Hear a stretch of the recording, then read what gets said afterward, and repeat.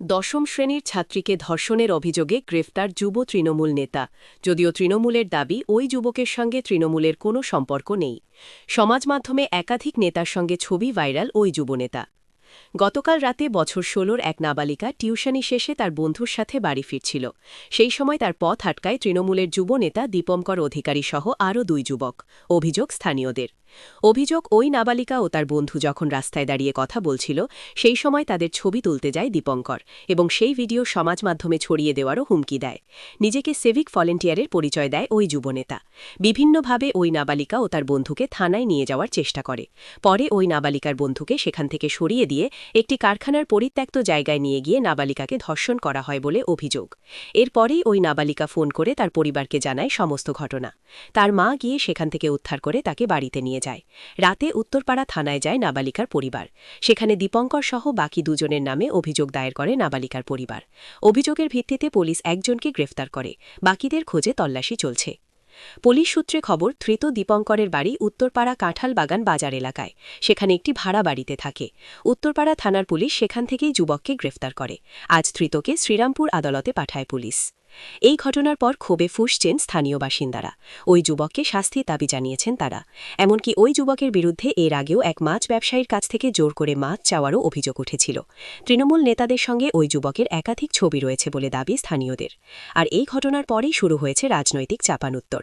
BJP নেতা ইন্দ্রনীল দত্ত বলেন, পশ্চিমবঙ্গে এখন আইনের শাসন চলছে না, শাসকের আইন চলছে।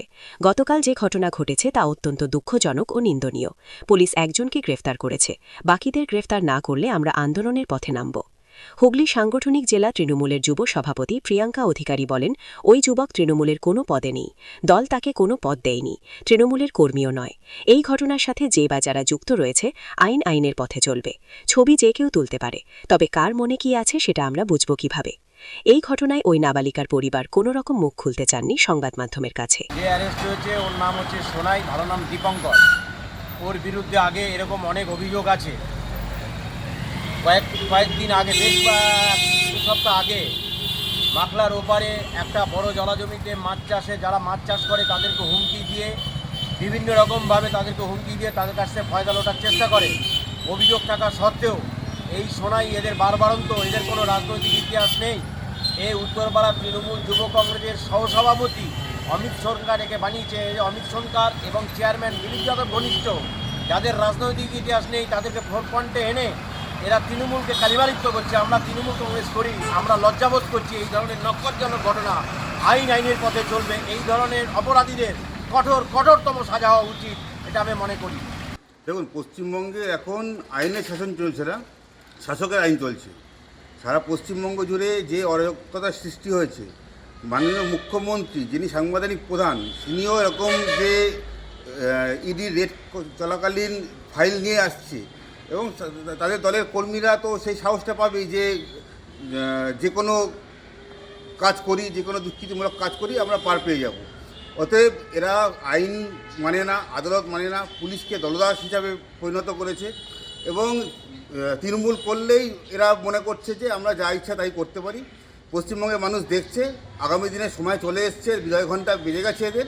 আগামী দিনে মানুষ যথাযথ জবাব দেবে। আর গতকাল যে ঘটনা ঘটেছে বিল্লার ভেতরে, সেটা অত্যন্ত নিন্দনীয় ঘটনা। একজন নাবালিকাকে যেভাবে এরা হয়রান করেছে এবং পুলিশ উপযুক্ত যদি এদের শাস্তি না দেয়, যদি গ্রেপ্তার একজনকে করেছে, আরও যারা যুক্ত আছে তাদেরকে যদি গ্রেপ্তার না করে, ভারতীয় জনতা পার্টির থেকে আমরা বৃহত্তর আন্দোলনে যাব এই উত্তরপাড়ার।